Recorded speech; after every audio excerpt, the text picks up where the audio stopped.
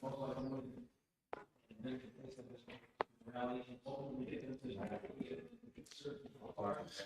right, Rabbi, good morning. Good morning. Let us begin.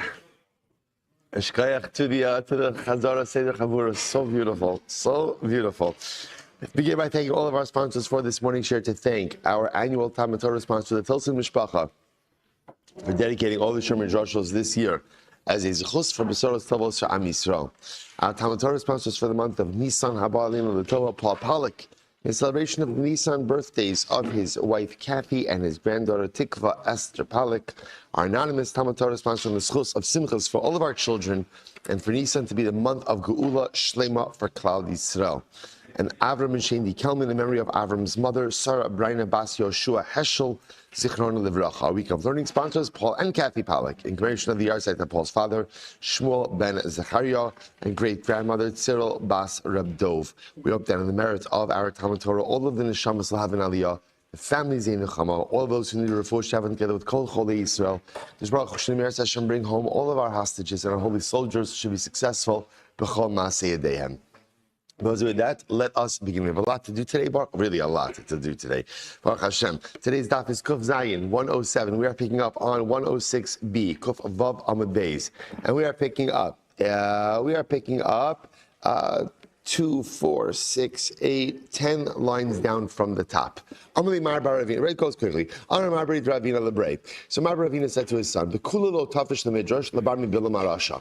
In general, don't spend time darshaning negative things about Rishayim. Don't do that. Don't do that. You know, I'll say in general, you know what Chazal almost saying is, it's not a healthy exercise to try to find fault in people, even in bad people. Just not a good thing. The exception to this rule is Bilam. Why? The Gemara says, the more negative you find about him, go ahead and darshan it. Now, I will say, now the difference over here is that with Bilam itself, there's so much text to support this negative narrative. There's so many other supporting stories to support this negative approach. So it's fascinating. So with Bilam, you can darshan as much negativity as you want, but with other Rishayim, even Rishayim, don't go ahead and spend too much time, espousing or delving into their negative traits. Not a healthy exercise, not a good use of time to find the fault in people. Ksiv. Doeg. So now we're going to focus a little bit on Doeg. Remember again, Doeg had Domi. We've spoken about him extensively, but now we're going to get into his story. Doeg was an advisor to Shaul. Let me just take a step back. Doeg's major event, for which he is essentially lost his Olam Haba, and for which he really is, in this list of negative personalities, is David HaMelech is on the run from Shaul. He goes ahead and he seeks shelter in the city of Nov Yarkonim. Now again, Nov has no idea what is going on between David and Shaul. Most of the people don't know what's happening between David and Shaul. So David comes to Nov and he goes ahead and he asks for two things. What are the two things? Food and weaponry. Nov was a city of Kohanim. Now remember again, circle back. The Gemara says, false Yonasan for not going ahead and giving him food and sending him away. So he comes to Nov, he asks for food and weaponry. Nov gives it to him. They figure, and he tells them, I'm on a secret mission from the king, from Shaul. Nov gives it to him, of course, right? Understandably so. And then what ends up happening? And what ends up happening is Doeg tells Nov, by the way, Doeg tells Shaul, Nov is aiding and abetting your son-in-law, right? Who's a fugitive. Shaul wipes out the entire city of Nov. One person escapes, but he goes ahead and he wipes out the city of Nov. This was the event that really almost like sealed the fate of Shaul, sealed the fate of Doeg, and all this is happening. And again, Doeg was doing this really, he didn't believe it. It was to cement his own hold on power. So the Gemara says as follows. So now that's Doeg. So ksiv Doeg or ksiv Doeg. So which is the name? So also in the beginning, before Doeg did what he did, because Baruch Hu worried a lot about Doeg. In a family, sometimes a parent, every child is different. Sometimes a parent looks at one of his kids and he's especially worried about one of his children. He feels like that child is maybe more susceptible to other influences. That child is more susceptible to other things that may be going on. So Kadosh Baruch Hu worried about Doeg. Here, he always worried about Doeg. That was Doeg going to go ahead and make the wrong life decisions. But la'achar, that's lashon of dag or doeg. La'achar shiyatza, but after unfortunately again doeg kind of left the fold and really did some really terrible things. Amar vay shiyatza ze oy. Look what he has done. Amar Yitzchak, my tichsev matis halal bera hagibar. Chesed kel kol hayom. Amar leChadosh Baruch Hu. LeChadosh Baruch Hu said to doeg, "What are you doing? Lo gibar b'Torah ata." Aren't you strong in Torah? In other words, as Doeg was sinning, the Ribono Shalom Kiviyachal says to him, "What is the matter with you, Doeg? You're better than this. You can do better than this. Aren't you a Gibar B'Torah? Aren't you strong in Torah? Mat tishala b'ra. What benefit will you have from all of this negative behavior? Lo chesed kel natu elecha kol hayom. Have I not shown you favor, or do I not literally give you favor?" The entire book says it's a tremendous musar, almost as if HaKadosh Baruch Hu is Kiviyachal pained by what Doeg is doing. HaKadosh Baruch Hu says, Doeg, you have everything going for you. You have Torah. You have me in your corner. Anything and everything you want in life, you have. Why engage in this behavior? Overwhelming. Hashem said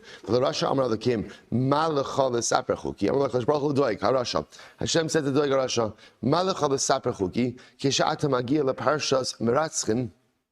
Uparashas Mesapre Lashon Hara Ma'ata Dorish Bohem. This is incredible. I was like, when Kadosh Baruch Hu said to Doeg, when you get up to the section regarding bloodshed, or you prohibition of bloodshed, or you get up to the section of Lashon Hara, how are you going to interpret those sections? Doeg was a big Talmid Chacham. So ultimately, again, the Kadosh Baruch Hu says to him, what are you going to do when you get up to these sections in Torah, knowing that your life is not in consonance with these sections? Which I will say is a tremendous musar, I think, for us as well. We all have areas of our lives that are not exactly in conformance with Torah. And when we go ahead and we get to those sections in Torah, how exactly do we read through them, right? How exactly do we darshan them? Knowing, we all have this, knowing that our lives are not exactly in sync with what it is that we're learning. Doeg's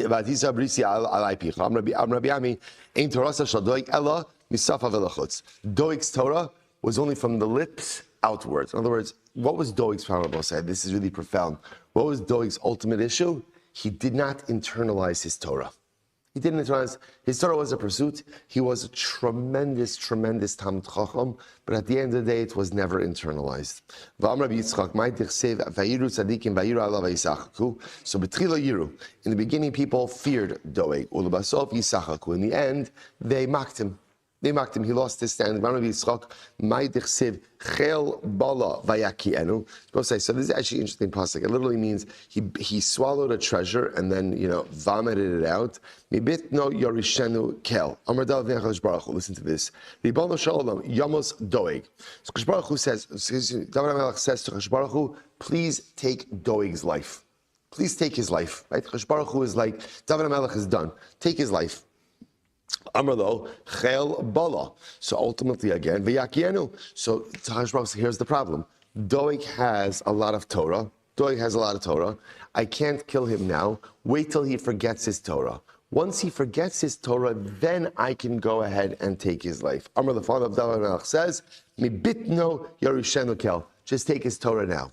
Which I will say, by the way, is something so fascinating that the Ribono Shel Olam Kiviyachal says to David, I can't do anything to Doeg because his Torah protects him. I will say, isn't this incredible? Doeg was a murderer. Right? Doeg was not a good guy. Doeg, again, the Mishnah says, doesn't have a chelik in Olam Haba. But yet the Ribono Shel Olam says, Torah is so powerful. We know the Chazal tell us this Torah is migna umatzla. It goes ahead and protects and it saves. So Kadosh Baruch Hu says, I know what I have to do to Doeg, but I can't do anything to him until he forgets his Torah. To which David responds, make him forget his Torah. Just make him forget his Torah. But say the power of the Torah that we learn, the power for it to sustain us, the power for it to save us, the power for it to protect us is overwhelming. This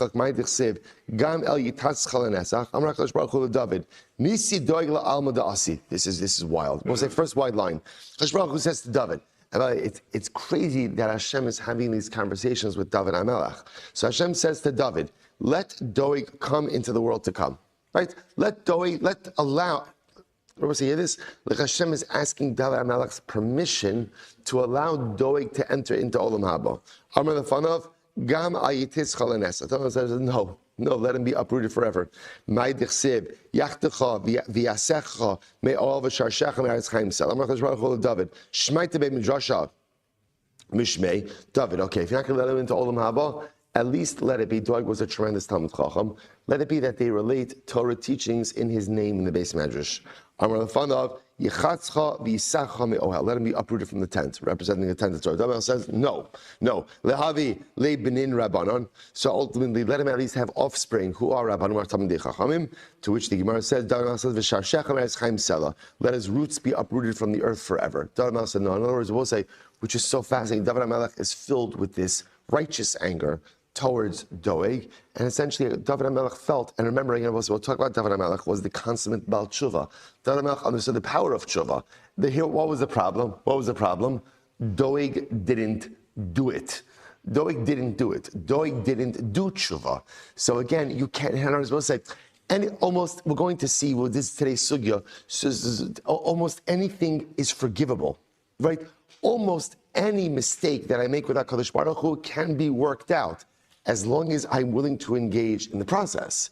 If I'm unwilling to own my part, if I'm unwilling to accept responsibility, if I'm unwilling to go ahead and take it, that it's my job to fix it, then nothing can get fixed. The tragedy of Doeg is only partly in what he did.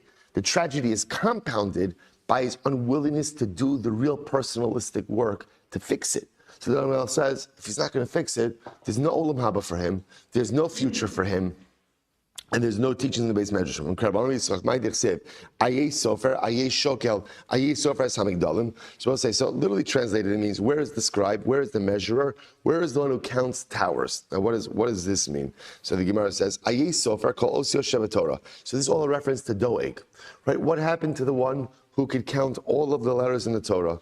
Ayeh Shokel, Kol Kalim V'Chamurim Shevet Torah. Where is the one who can literally, again, weigh all of the lenient and stringent laws are representing Doeg's exceptional scholarship? Ayeh Sofer Samigdalim, who is the one who goes ahead and counts the towers? What is that? Ayeh Sofer Shlosh Me'os Halachos Psukos B'Migdal HaPoreach.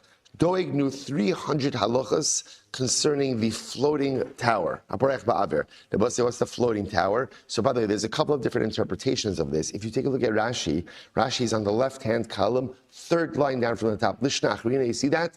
B'migdal haporech ba'avir hanichnas le'eretz ha'am b'shida teva u'migdalim hu tameim lo. So this is an interesting halacha. We've actually seen this referenced, that essentially, don't ask how it happens, but just, well, I'll tell you how it happens. Person goes into, remember, there's okay, we're not going to get too into this. There's a general rabbinic prohibition, or there's a general rabbinic law that Eretz Ha'amim, land outside of Eretz Yisrael, has rabbinic tumah. That's the halacha. So again, generally in Ohel, if you're in a structure, that could be chotzeitz b'fnei hatumah. That could go ahead and create an interposition, a blockage to the tumah. What happens if the Ohel, the Migdal, is floating, right? So again, it's a theoretical question, but what's the implications of that by tumah? So apparently Doeg had 300 halachas associated with that particular unique shayla. That was the precision of his knowledge. Rabbi says, Arba meos bios ba'u Doeg v'achitofel b'migdal poreach aver. So this is incredible. So Rava said, no, in fact, Doeg and Achitofel, right, who again, unfortunately, both made terribly wrong decisions. Doeg and Achitofel asked 400 questions in the sugya of the floating tower. So the Gemara says, "V'lo ifshit luhu chad." But they weren't. Not one of them was this. In other words, they asked such good questions, no one was able to answer. I'll say, watch this. Amar Rava. Rava said, "Rabusa lemi boi boi." Is it such a big deal to ask questions? So I'll say this is a profound idea. So essentially, what Rava was saying is like this: Shkach, they ask questions. What would have been even better is to do what? Is to give answers. So I'll say, I think the other piece that Rava was saying, this is I don't know, I didn't line this line. I think this is a tremendous line. Amar Rava, Rabusa lemi boi boi. Is it such godless to ask questions? What Rava is saying is like this: life is filled with questions. Questions are very nice. Feel free to ask them as long as they don't paralyze you. A lot of times, like, we ask questions and we can't move forward until we get the answers. And Rava says, the success in life, meaning in life, is not found in the questions, right? You can ask as many questions. Meaning in life is found in forward movement. Meaning in life is found in growth. Meaning in life is in the ability to not get answers, but still find the ability to go ahead and move yourself forward. Shkoyach, the greatness is, sometimes you think like the guy who asks the precision question, oh, that's godless. That's not godless. You know what godless is? Godless is two things. The person who asks the questions doesn't get answers, still continues forward, and the person who doesn't spend his time asking questions. Instead, utilizes and marshals his energy to move himself forward. Incredible. Right there. B'shem Rav Yehuda, this is a great Gemara. In the years of Rav Yehuda, Kula Tanuye bin Nezikin. So in the years of Rav Yehuda, everybody was versed in the Seder of Nezikin. Right? Like the Babas, where we're in Nezikin now. The Babas, Sanhedrin, Makkos, all of those, right? It's like a tort law, damages, those type of things. So Va'anon, Kamasninan, Tuva Bo'oktin. So this is Rava talking, right? So Rava said, Rava's comparing himself, right, his time to Rabbi Yehuda's time, right? So in Rabbi Yehuda, right, in the years of Rabbi Yehuda, pretty much everyone was proficient in one area, specifically again Nezikin. So Rava said, by us, Va'anon, Kamasninan Tuva. We learned Bo'oktin. I will say Uktzin is the halachos, a lot of halachos of Tum and Tara. So Rav is pointing out that in his time, they had much greater proficiency in Torah. Rabbi Yehuda's time, they only had proficiency in Nezikin, damages. Rav said, we not only have proficiency in damages, we also have it again in Uktzin, so many other areas. Listen to this. Rav says, yet, V'chi havamati Rav Yehuda, so yeah, when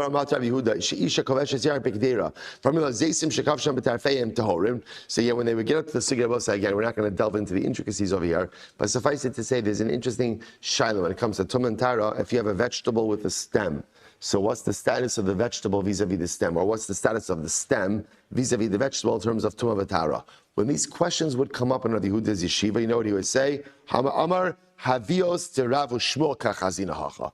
He would say, wow, these are topics to be dealt with by great people like Rabbi Shmuel. So Rabbi Yehuda said, above my pay grade. So Rabbi Yehuda was a great Talmid Chacham, but his knowledge was limited to the area of Nezikin. Right? Then when he came to areas of Uktzin, it's just like he would come to it, say, this is above my pay grade, this is for Rabbi Shmuel. And I will say, here's the contrast. Rava said, by us, we were experts in Uktzin. Yet watch this. Va'ana kamasninan ba'uktzin tlas sari mesifta. So Rava said, I had 13 yeshivas learning Uktzin.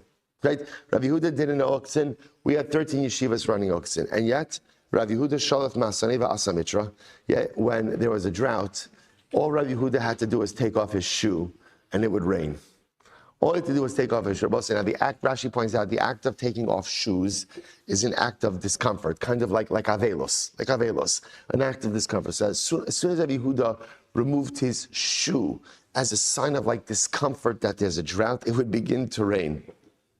Va'ana savchinon v'leka damashkachban. We cry out and no one listens to us. So I will say this leads Rava to a fascinating conclusion. Ella, HaKadosh Baruch Hu liba boy.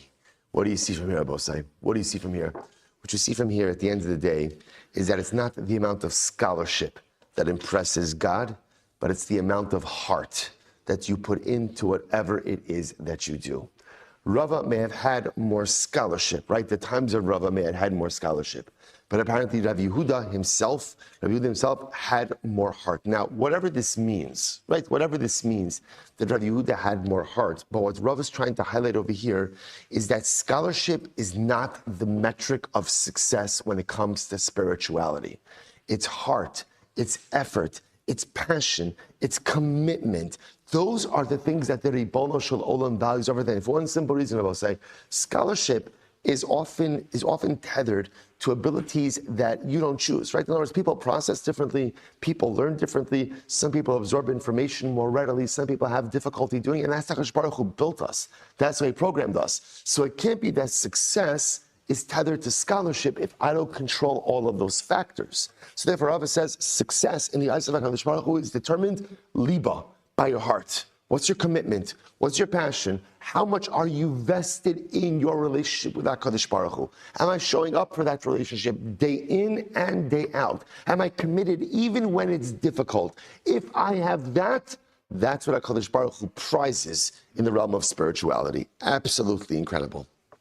Dichsiv Vashem Yir the Levav. Amram Sharshia. Doeg Achitofel. Back to Doeg Achitofel. Doeg Achitofel. Lo Savishmait. Lo Havu Savishmaita. So Doeg Achitofel never really understood what it was that they were learning. Okay, Maskev Ramar Zucha. Is that possible? Man Dichsiv Bey. Ayeh Sofer. Ayeh Shokel. Ayeh Sofer Samigdalim. Vat Amr Lo Havi Savishmait. What are you talking about? You just said before that Doeg had 300 halachas when it came to the floating tower, right? And now he's saying he didn't understand halacha. It doesn't make any sense. The Gemara says, "Elo salkaluhu shmaita aliba de hilchasa." What was the problem? The problem was, we'll say, they knew a lot of Torah. What weren't they able to get to? Halacha l'maisa. Halacha l'maisa. They weren't able to say, now what does it mean they were able to get to halacha l'maisa? So it could be literal that they weren't able to get to halacha l'maisa because the Gemara says, "Dichsiv," because after all, the pasuk says, Sod Hashem liyireyav. The secrets of Hashem are known to only those who fear Him. In this context, the Gemara says Sod means the foundation. It's like Tzadik Yisod Olam. The foundation is halacha. You need siyata d'shmaya in order to be able to arrive at exactly what to do.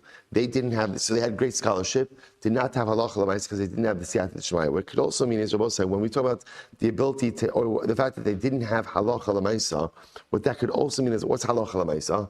Halacha l'maisa is the ability to take what you learn and to implement it into what you live. What or how you live. What was the mistake of Doeg and Achitofel? They were great scholars, great Talmidei Chachamim.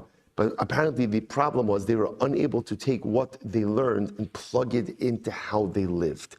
They didn't allow their Torah to shape their lives. And I both say, a lot of times we live with this kind of cognitive dissonance where I'm learning, and I'm acquiring a lot of tremendous information, and I know what to do. The problem just is I don't always do it. Right? It's the nature of our lives. So that's what it means also that I'm learning, but I'm not learning aliba de hilchasa, right? I'm not learning halacha l'maisa because my learning is my learning, but it's not translating into the way that I live. Incredible. Doeg only died once he forgot his Torah. Shneimar, hu yamos be'ein mosor rovi valto yishna. Rav Ashi Amar nitztara. Rav Ashi says Doeg contracted saras. Shneimar hitzmeisa kolzona mimach. Uksiv hasam letzmisos. Umetargamina lechalutin. Okay. Utanan ein bein muskar lemochlat. Again, there's no distinction between a mesora muskar and mochlat. Muskar means a mesora is kind of in not seclusion.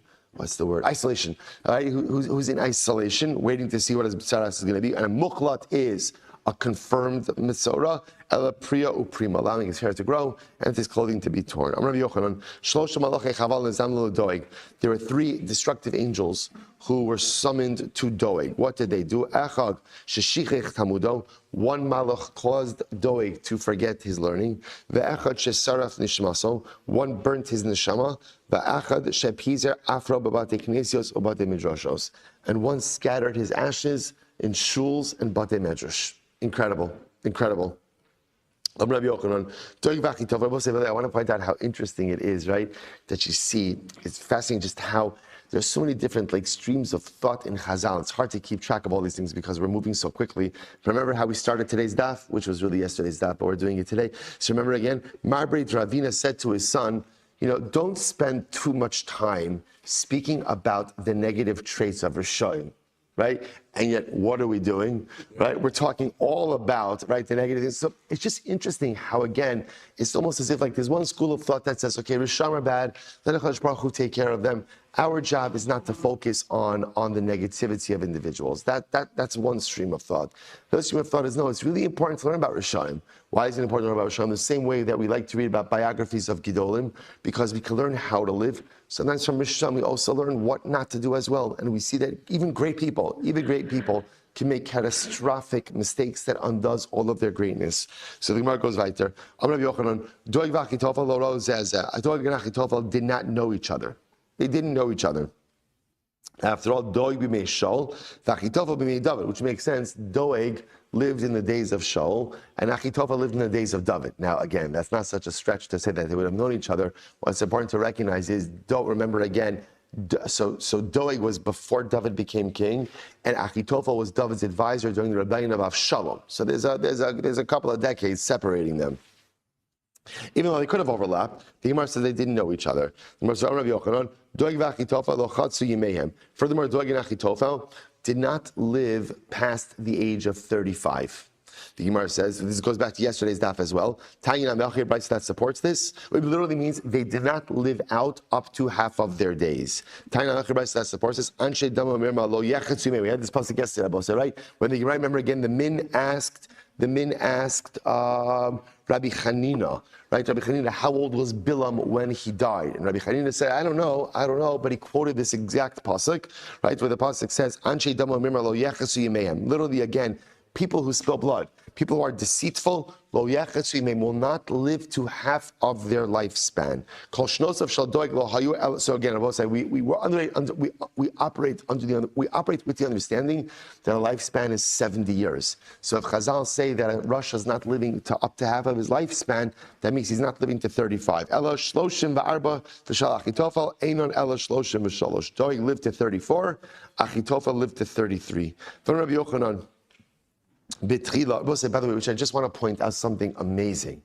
Just, especially when you look through the lens of the scholarship of Doeg and Achitofel, that they were so young, yet they were outstanding scholars. So again, it's just fascinating to me, these personalities are fascinating because clearly these were people who were capable of such overwhelming greatness and such profound accomplishment. Look the amount of Torah they amassed in such a short amount of time, yet these debilitating life failures. Overwhelming. In the beginning, David called Achitofel his Rebbe. Then he called him his friend. And then he called him his student. In other words, Achitophel's stature was downgraded over time. According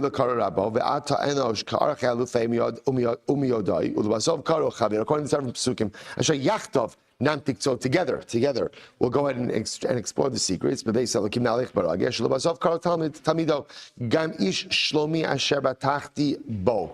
of Kovzayin, Ochel Lachni, Higdel Alai Akev. Amrav Yehuda, Amrav, Liolam. Both say, get ready for this Gemara. Get ready for this Gemara. This is absolutely amazing. So Amrav Yehuda, this was my little teaser in the chat yesterday, if you read it. Amrav Yehuda, Amrav, Liolam. Wow, here we go, both saying.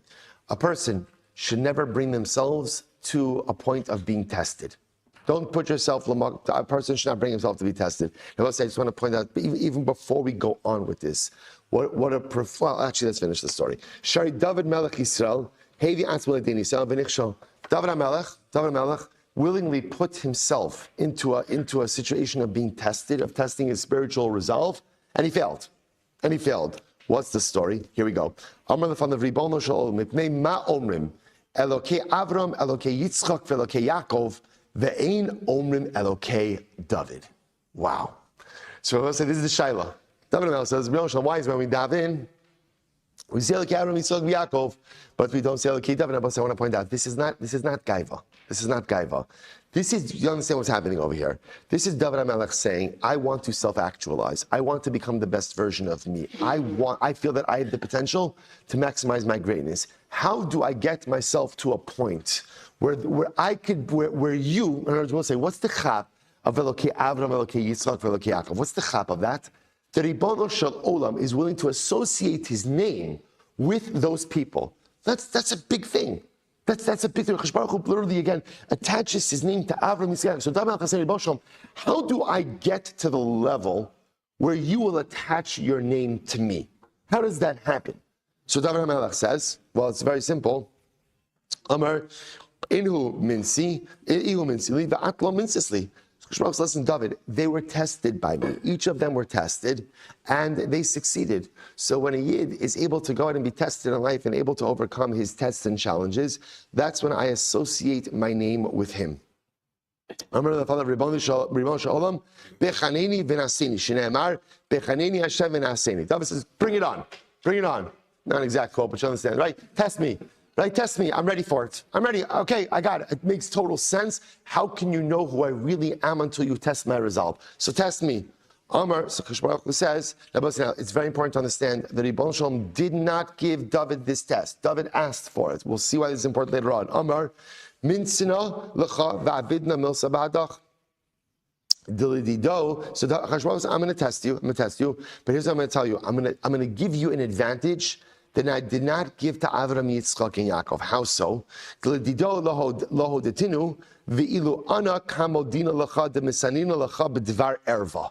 So again, Hashem says to David, I'm going to give you an advantage. What's the advantage?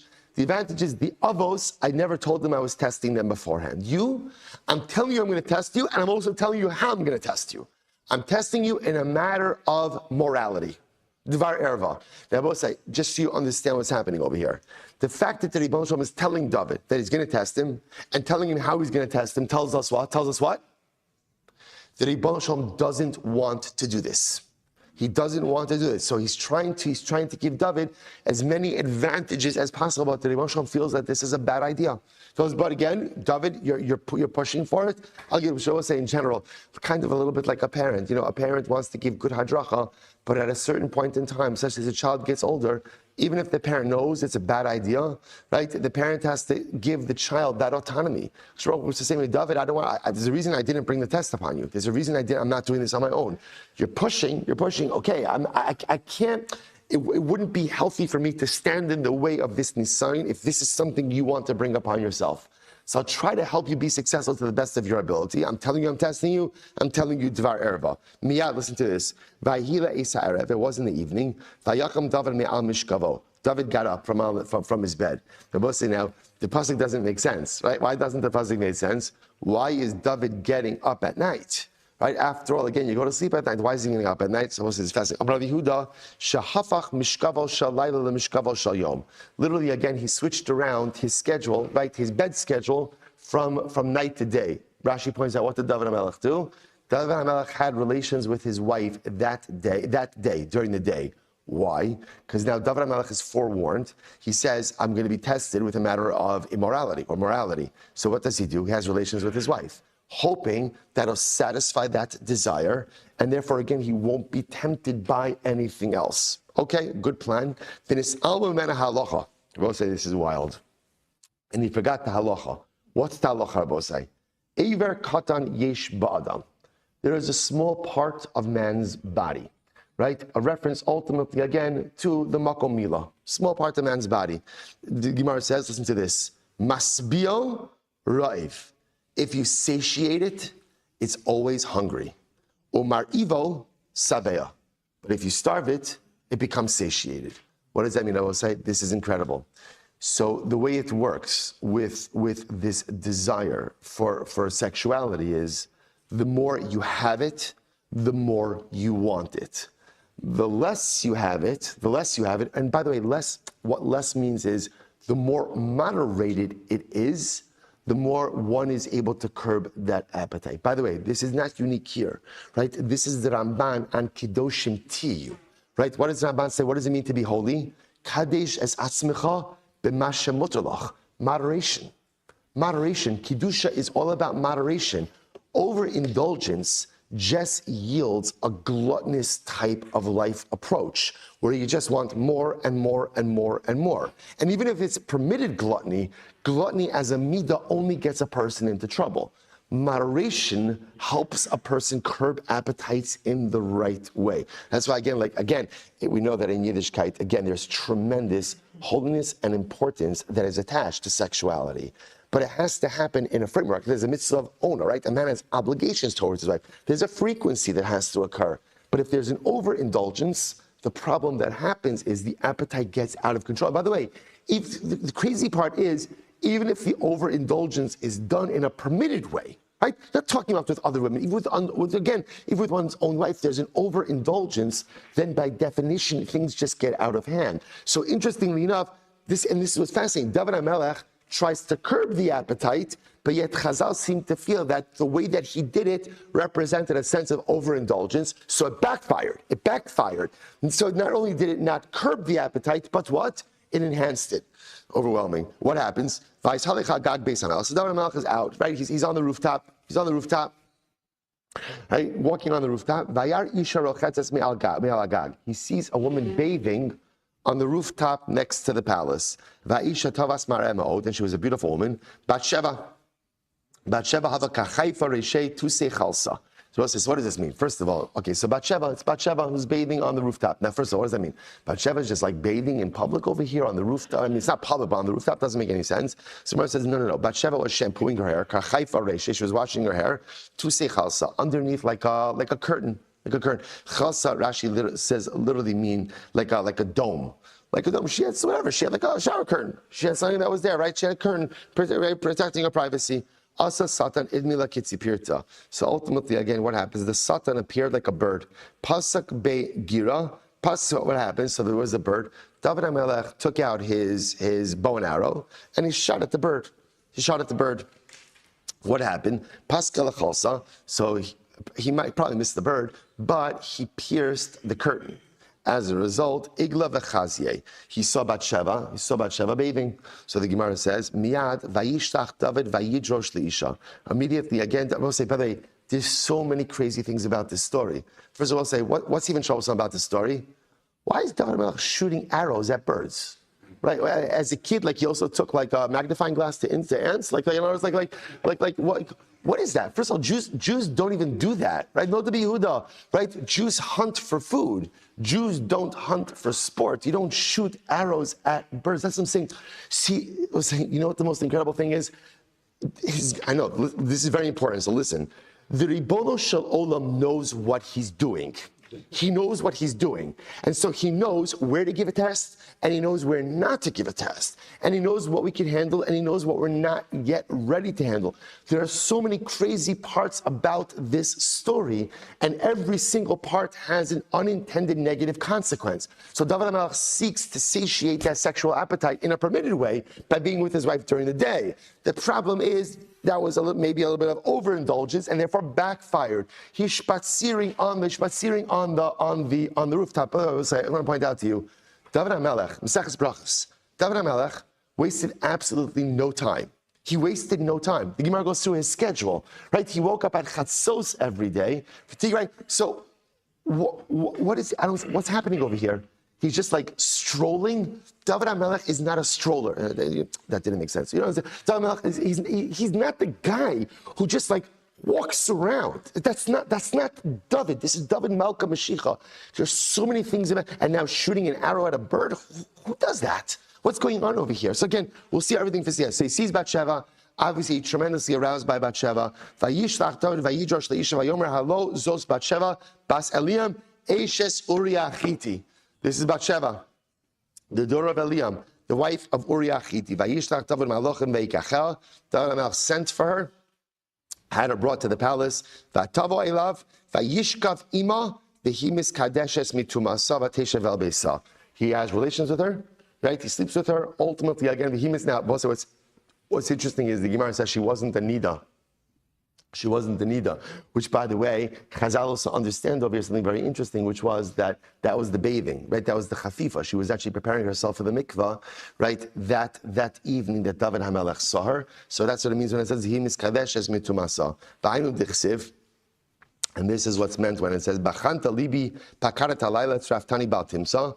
Zamo. So again, so David HaMelech says, literally, Chosh Baruch Hu, you checked my heart, right? You checked my heart, and ultimately, again, you were unable to find purity. Zamosi bal ya'avar pi. David HaMelech says, literally, what does it mean? Zamosi bal ya'avar pi. First white line, Amar echo zemama nafal bepume deman desanili velo Amar ki hamilsa. If only someone had muzzled me when I had this conversation with HaKadosh Baruch Hu, I would have never asked for this test. But so we've all had those moments where we wished someone was there to muzzle us. So that would have been something that I would not have said or not have done. David HaMelech regrets very much, obviously, this entire situation. Darash Rava, Mai Dichsiv, Lam Naseach LeDavid Ba'Hashem Chasisi, Eich Tomru L'Nafshi, Nudi Harchem Tzipor. So we'll say, so just I want to point out something amazing. So first of all, just so you understand, right, the rest of this story. The event with Bathsheba forever changed David HaMelech's life, right? This was one of those crossroad events that forever changed the trajectory, and we're going to talk over here about the fallout from this episode with Bathsheba. But this, we'll say, most decisions we make in life, they have repercussions, ramifications, not necessarily for the rest of our lives.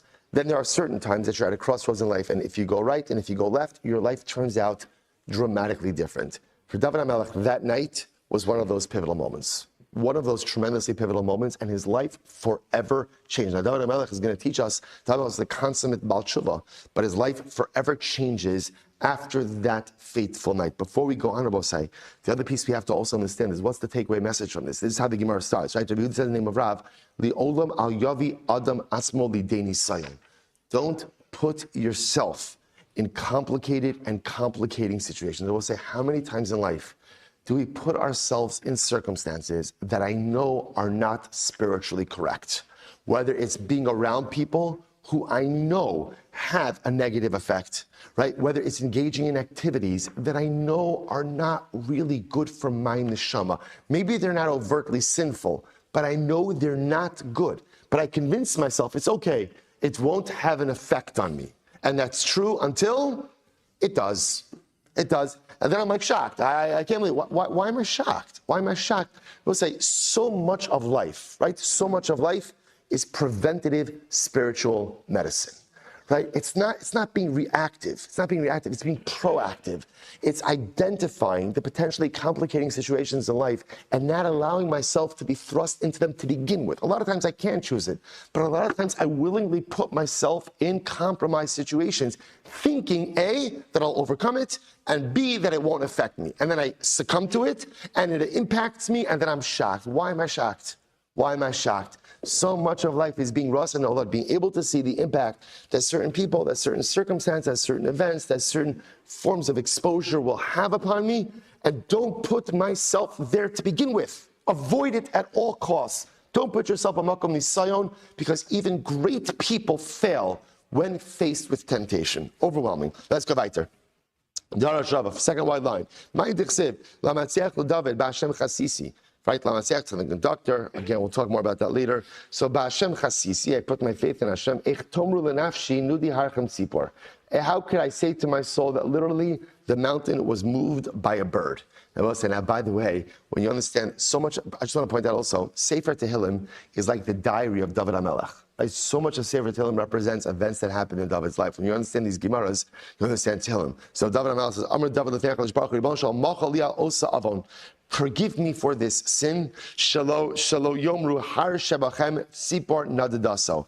People shouldn't say that the Har Shebachem, the mountain amongst you, who's the mountain? David HaMelech is the mountain. The king is the mountain.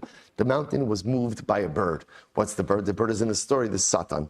Right? The mountain was moved by the bird. Dar Shrava Ma'idchsev, L'chol Avadcha Chatasi, V'hara Be'inecha Sisi, L'man Titztak B'davrecha Tiske B'shavtecha. Amar David HaKadosh Baruch Hu, Ribono Shel Olam. Galya viadia kamecha di baile machbei yitzrei havi kaifine. So the Bible said, this is a wild Gemara. David says, Hashem, you know that if I wanted to overcome my Yitzhahara, I could have done it. I could have done it. So why didn't I? Ella amina delo lemru avda zaki lemare. But I didn't want to say that the servant bested the master. So it's a very strange Gemara. David said, all right, if I could have overcome it, I would have, but then it would have made you look bad, God, right? Because you didn't give me the test because you didn't think I could pass it, and then I would have bested you. What does this mean? What does this mean? So obviously a little bit tongue-in-cheek, but David HaMelech is recognizing, I will say, something amazing. The great part about David HaMelech, and the reason why David HaMelech becomes like the consummate or the paradigmatic Baal Tshuva, is David HaMelech owned it. What does he acknowledge in this moment? That night on the rooftop, if I wanted to resist the temptation, I could have. The one thing I won't pretend is that I was powerless. I was overcome by desire, absolutely overcome by desire, and it was strong. It was absolutely strong. But at the end of the day, I could have said no. I could have slammed on the brakes. And I will say sometimes the pathway, the first step in tshuva is an ownership of sin, an ownership of mistake. We spend so much time and so much effort deflecting why it's everyone else's fault. But the only way to become a true Baal Tshuva is to own the mistakes in life, as difficult and as painful as it is. I got it. I could have said, as much as I was overwhelmed by desire, if I wanted to stop, I could have stopped. Incredible. Darash Rabbi Ma'idchsev, Ki ani letzela nachono machovi negdi samid. Is incredible. We'll say, Ruya haisa bat sheva bas aliyam David mishesh snei bereishis. We'll say, now let's be clear on something. And this is the fascinating part of this story. David and Bathsheba were meant for each other. They were bashert. The Gemara says, ultimately, again, they were meant for each other from the beginning of time. Ella, sheba eilav b'machov. But what ended up happening is they came together through difficulty and pain. Through difficulty and pain.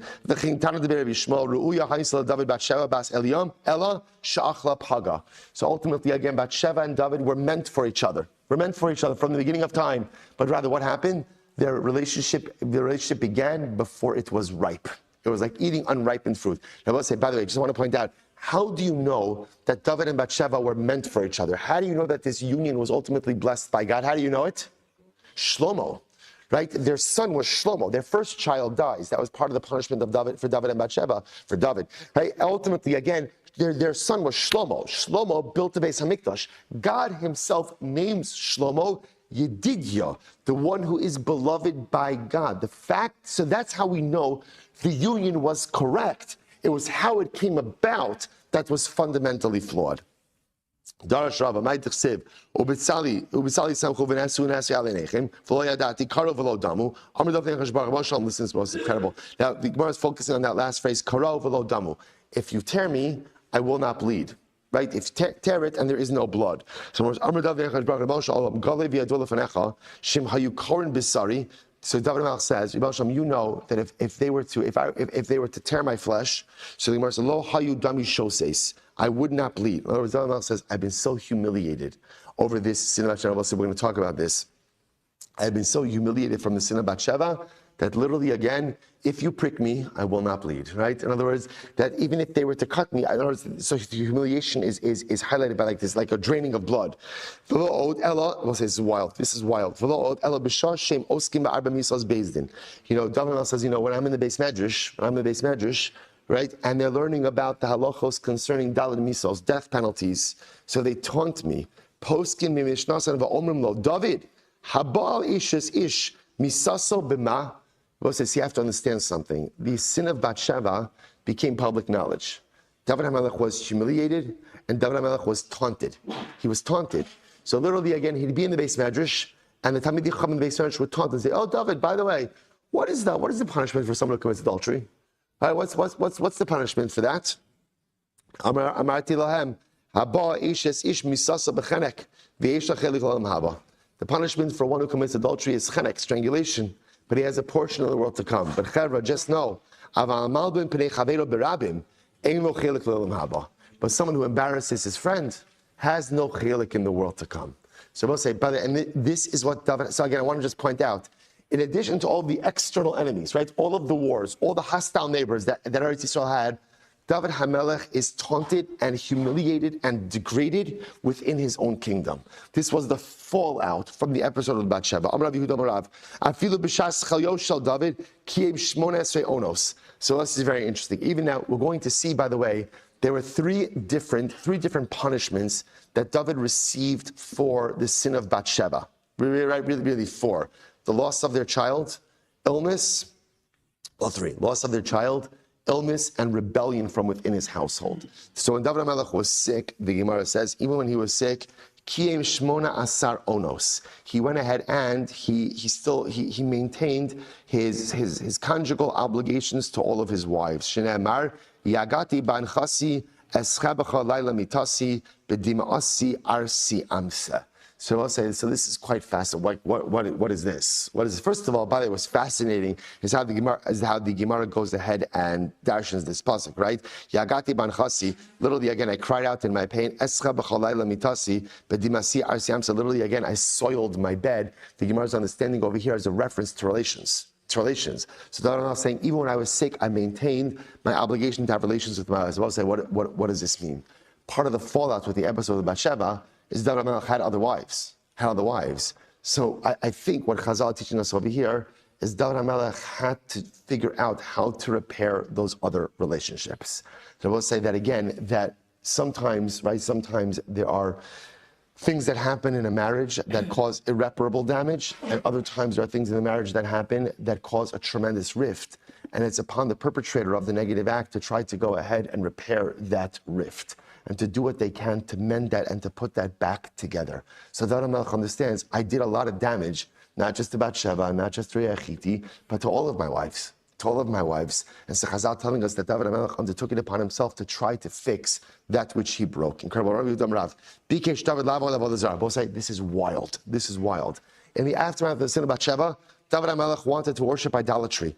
Whoa, wow. What does this mean? Shene'emar, Vahi David ba ad harosh, asher ishtachav Hashem le'Elohim, ve'ein rosh el avodah zarah. Shene'emar, but v'hu salma reisha di dav tav v'nei likrasa chushaya arki kara kutanto v'adama al rosho. So again, David is about to worship idolatry. We'll see why in just a moment. Who meets him? A man by the name of Husha Arki. Husha Arki, again, his clothing is torn. There's dirt on it. He said, Amar lo David, Yomru melech shekamos chayavo avodah zarah. So Husha said, David, what are you doing? They're going to say, a king like you, David HaMelech, worships idolatry. We'll say, get ready for this. Amar lo, melech shekamosi yahargenu beno, mutav ya'avod avodah zarah v'ayischal Hashem Shemay Fres. Okay, so we'll say, so now we're jumping. Part of the fallout, part of the punishment for the sin of Bathsheba is Hashem told David, there's going to be a rebellion in your home. That was the rebellion of Avshalom. Avshalom was a result of the episode with Bathsheba. So now David refuses to do anything to Avshalom. He's not going to injure, he's not going to kill Avshalom. So David thinks he's going to lose the rebellion. David feels that if he loses the rebellion, there's going to be a tremendous chil Hashem. And people will have questions on Hashem. How could it be that HaKadosh Baruch Hu allowed David to lose this battle against Avshalom? So listen to David's question. David says, you know what? I'm going to worship idolatry. People then say I'm an idolater. And then when I lose the battle against Avshalom, people will understand and say, oh, because he switched teams, went to idolatry. David HaMelech was concerned about the honor of HaKadosh Baruch Hu. He was concerned that if he lost to Avshalom, it would make a chil Hashem. So instead, he decides, let me worship idolatry, become an idolater, and then people will attribute my loss to the fact that I switched over to idolatry. And therefore, again, the sanctity of HaKadosh Baruch Hu will be preserved. Overwhelming. I will say, a love for HaKadosh Baruch Hu, willingness like to take it for the team in such a dramatic way. Amarle, so the Gemara says, so listen to this. So Amar, my time kind of sibas yifas toar. So we'll say this is incredible. So Avshalom's mother was a woman by the name of Ma'acha. Ma'acha was a princess who David HaMelech, a Gentile prince who David HaMelech took as a yifas toar, war bride. So Hushai Arki says to David, why did you marry a yifas toar? So Amar le yifas toar achwana shaye. Yifas toar is permitted. Amar le lo darash smuchin. Did you not dash in the juxtaposition of the sugim right after Yifas Torah? What does Torah talk about? What does Torah talk about? Parshas Kisei. Samechlei kia leish ben sorer umora. Kolano Yifas Torah yesh lo ben sorer umora. Yeah, you're allowed to. But what comes right after the Yifas Torah section? Ben sorer umora. Now, I want to tell you. This seems to be like one of these conversations that's like rubbing salt in a wound. Like, I don't know exactly what the purpose of this was, right? This happened a couple of decades earlier. But it's like, Husha Arki saying to David, by the way, why did you marry Macha to begin with? Right? Almost as if that has any bearing on the story. Okay, in any event, Husha Arki saves David from worshiping idolatry, but this was just understand, it might be the one time in history that someone was ready to worship idolatry out of immense love for HaKadosh Baruch Hu. David thought that if he lost to Avshalom as David Melech Yisrael, that would have been Chil Hashem.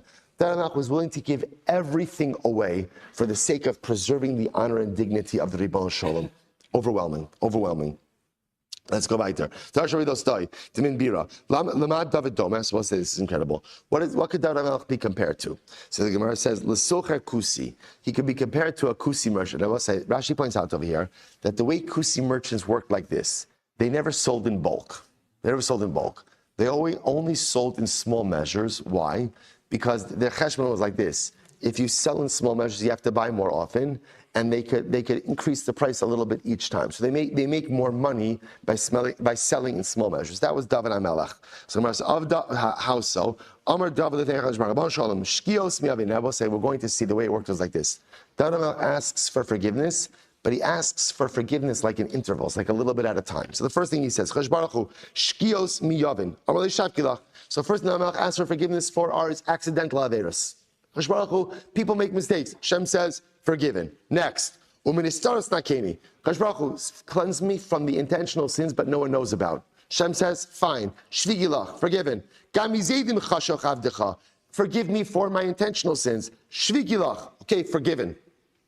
Al yimshulu bi as esam to l'shto be'rabanan, to l'shto be'rabanan. So ultimately, again, Baruch Hu, make it that the rabbis don't focus ultimately again on my sin. Shvigilach, forgiven. The nikesi pesharav. So Baruch Hu, one last request. Shalo yichtov sirchuni.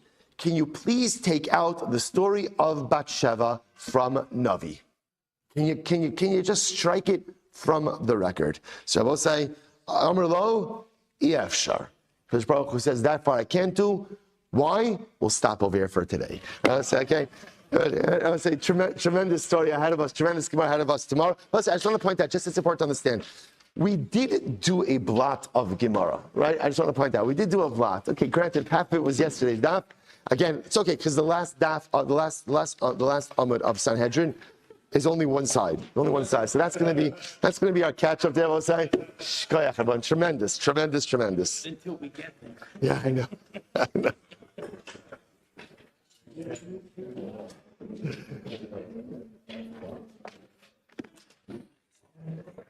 All right, Chavra Zoom, have a great day, everyone.